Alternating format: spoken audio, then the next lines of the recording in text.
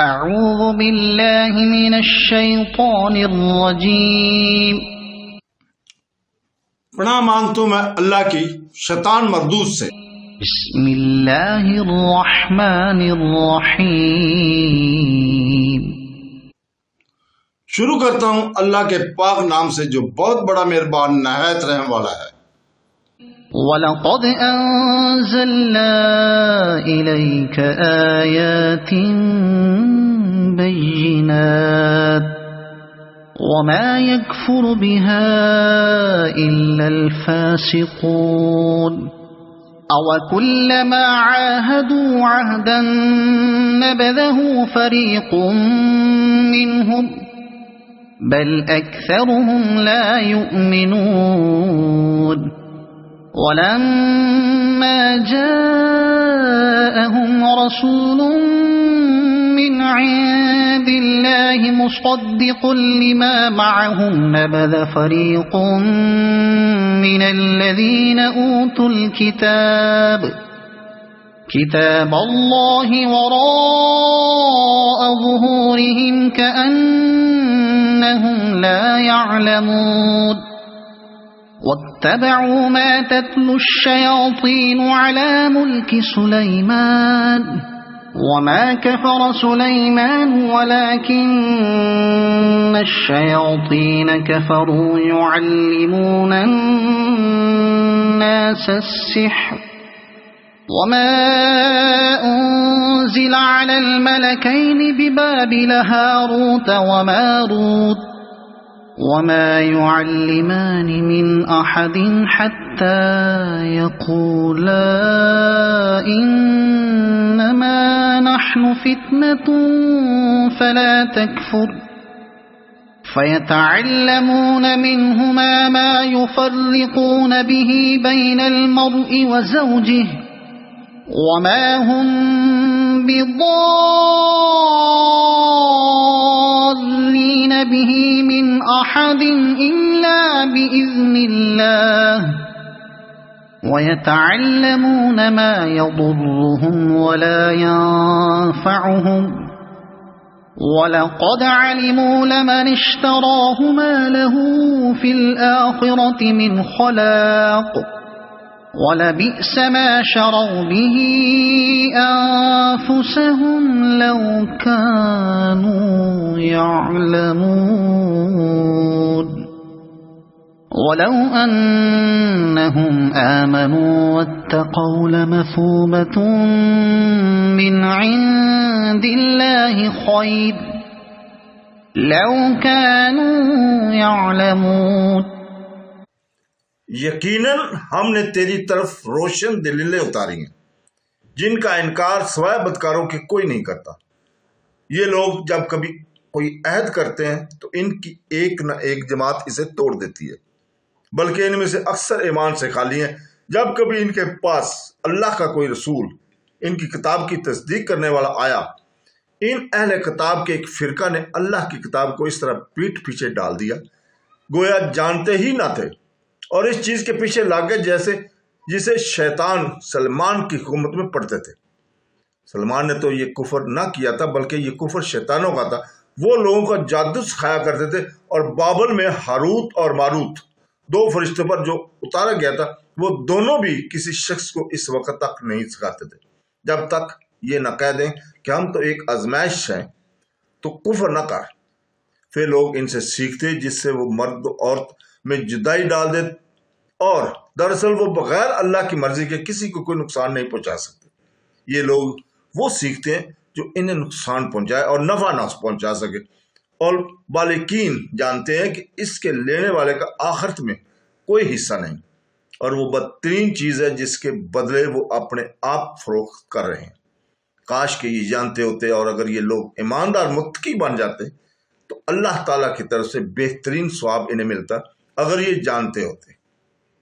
اس کی تفسیر یہ ہے اس آیت کی، یعنی اے محمد صلی اللہ علیہ وسلم، ہم نے ایسی نشانیاں جو آپ صلی اللہ علیہ وسلم کی نبوت کی صریح دلیل بن سکیں نازل فرما دی ہیں۔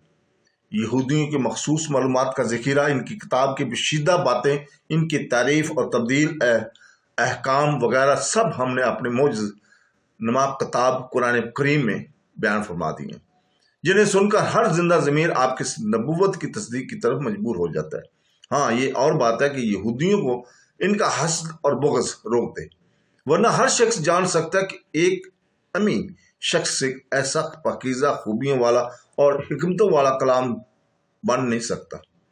इब्न अब्बास रज़ियल्लाहु ताला फरमाते हैं कि इब्न सोरिया कत्तूनी ने हजूर पाक सल्लल्लाहु अलैहि वसल्लम से कहा था कि आप कोई ऐसी चीज़ नहीं लाए जिसे हम पहचान लें, ना आपके पास कुछ रोशन दलाल है। इस पर यह आयत नाज़िल हुई थी।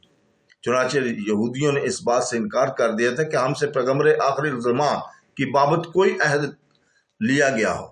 इस पर अल्लाह ताला फरमाता है, ये तो इनकी आदत ही है, अहद किया और तोड़ा, बल्कि इनकी अक्सरियत तो ईमान से बिल्कुल खाली है और बस के मैंने फेंक देना है। क्योंकि इन लोगों ने किताब अल्लाह के अहद बारी ताला को इस तरह छोड़ रखा था, गोया फेंक दिया था, इसलिए इनकी मजम्मत में यही लफ्ज़ लाया गया।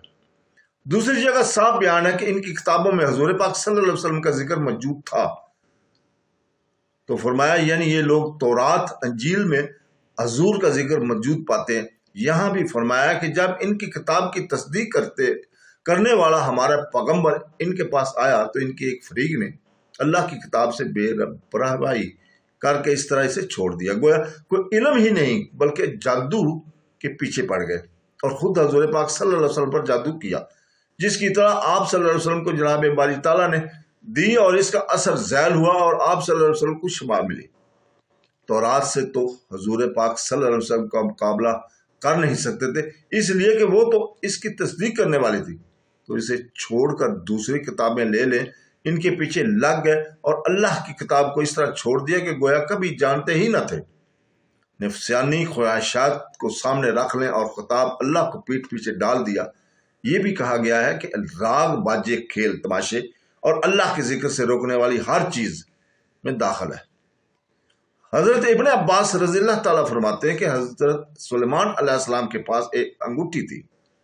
जब आप पखाने जाते तो अपनी बीवी हज़रत जरादा को वो दे जाते थे। तब हज़रत सुलेमान अलैहिस्सलाम की आजमाइश का वक़्त आया तो इस वक्त एक शैतान जिन आपकी सूरत में आपकी बीवी के पास आया और अंगूठी तलब की, जो उन्होंने दे दी।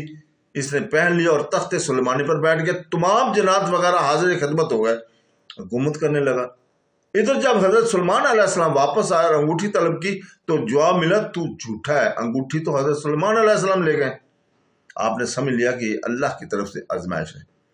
इन दिनों शैतान ने जादू, नजूम, कहानत, शेर, अशार और गैब की झूठी सच्ची खबरों की किताबें लिख लिखकर हजरत सुलेमान अलैहिस्सलाम की कुर्सी तले दफन करनी शुरू कर दी थी। आपकी आजमाइश का ये ज़माना ख़त्म हो गया। आप फिर से तख्त ताज के मालिक हुए।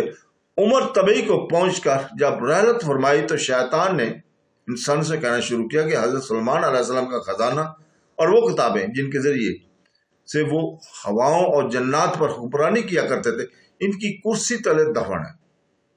क्योंकि जन्नात इसी कुर्सी के पास नहीं जा सकते थे, इसलिए इंसानों ने इसे खोदा तो वो किताबें बरामद हुई। बस इनका चर्चा हो गया और हर शख्स की ज़ुबान पर चढ़ गया कि हज़रत सुलेमान अलैहिस्सलाम की हुकूमत का राज यही था। बल्कि लोग हज़रत सुलेमान अलैहिस्सलाम की नबूवत से इनकारी हो गए और आपको जादूगर कहने लगे। हुज़ूर पाक सल्लल्लाहु अलैहि वसल्लम ने इस बात की अकद कुशद की है कि और फरमान बारी ताला नाज़िल हुआ कि जादूगर के ये कुफर तो शैतान का फैला हुआ है। हज़रत सुलेमान अलैहिस्सलाम इससे बुरी ज़िम्मा है। हज़रत इब्न अब्बास रज़ियल्लाहु ताला के पास एक शख्स आया। आपने पूछा, कहाँ से आए हो? इसने कहा, इराक से। फरमाया, इराक के किस शहर से? इसने कहा, कूफा से। पूछा, वहाँ क्या खबरें हैं? इसने कहा, वहाँ बातें हो रही हैं कि हज़रत अली करमुल्लाह वजह इंतकाल नहीं कर गए बल्कि जिंदा रूह पोश हैं और अनकरीब आएंगे। आप कांट उठे और फरमाने लगे, अगर ऐसा होता तो हम इनकी मेरास तकसीम न करते और न इनकी औरतें अपना दूसरा निकाह करते। सुनो, शैतान आसमानी बातें चुरा लाया करते थे और इनमें अपनी बातें मिलाकर लोगों में फैलाया करते थे। हजरत सुलेमान अलैहिस्सलाम ने ये तमाम किताबें जमा करके अपनी कुर्सी तले दफन कर दी। आपके इंतकाल के बाद जन्नात ने वो फिर निकाल ली। وہی کتابیں عراقیوں میں پھیلی ہوئی ہیں اور انہی کتابوں کی باتیں وہ بیان کرتے اور پھیلاتے رہتے. اسی کا ذکر اس آیت میں آیا ہے. اس زمانے میں یہ بھی مشہور ہو گیا تھا کہ شیطان علم غیب جانتے ہیں. حضرت سلیمان علیہ السلام نے ان کتابوں کو صندوق میں بھر کر دفن کر دینے کے بعد یہ حکم جاری کر دیا کہ جو یہ کہے گا اس کی گردن ماری کی جائے گی. بعض روایت میں ہے کہ جنات نے ان کتابوں کو حضرت سلیمان علیہ السلام کے انتقال کے بعد آپ کی کرسی طرح دفن کر دیا تھا اور ان کی شروع سما پر لکھ دیا تھا کہ علمی خزانہ آصب بن برخیہ کا جمع کیا ہوا ہے، جو حضرت سلیمان علیہ السلام کے وزیر اعظم، شیر خاص اور ولی دوست تھے. یہودی میں مشہور تھا کہ حضرت سلیمان علیہ السلام نبی نہ تھے بلکہ جادوگر تھے. اس بنا پر یہ آیتیں نازل ہوئیں اور اللہ تعالیٰ کے سچے نبی رسول پاک صلی اللہ علیہ وسلم نے ایک سچے نبی کی برات کا اعلان کیا اور یہودیوں کے اس عقیدے کو باطل قرار دیا. حضرت سلیمان علیہ السلام کا نام انبیاء کے زمرے میں سن کر بہت بدکتے تھے. اس لیے تفسیر کے ساتھ اس واقعہ کے بیان کر دیا. ایک وجہ یہ بھی ہوئی کہ حضرت سلیمان علیہ السلام نے تمام موذی جانوروں سے عہد لیا تھا کہ جب انہیں وہ عہد یاد کرایا جاتا تھا تو وہ ستاتے نہ تھے.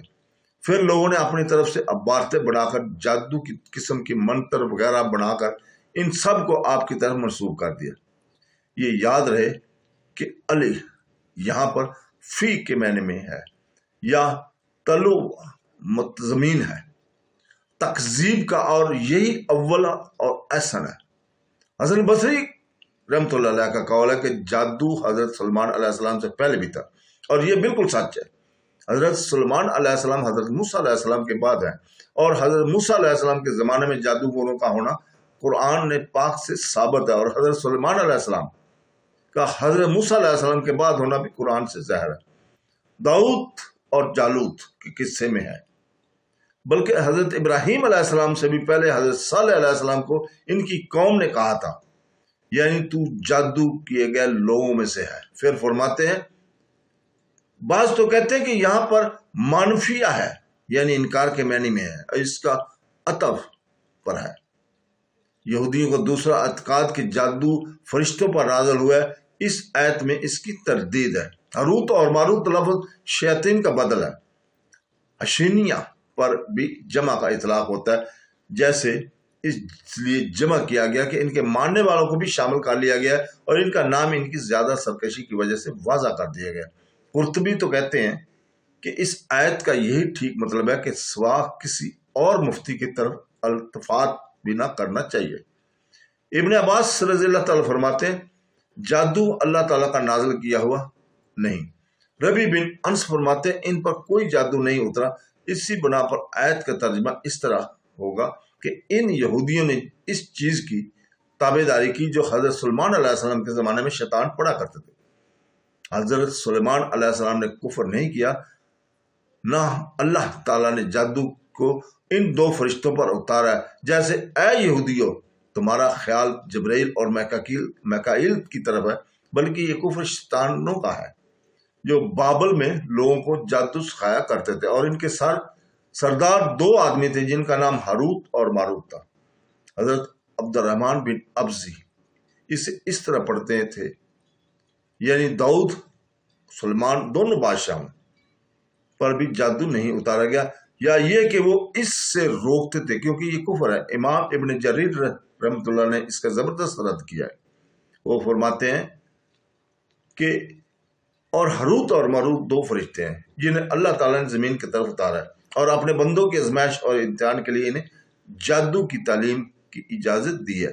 لہذا ہاروت اور ماروت اس فرمان باری کو پورا کر رہے ہیں.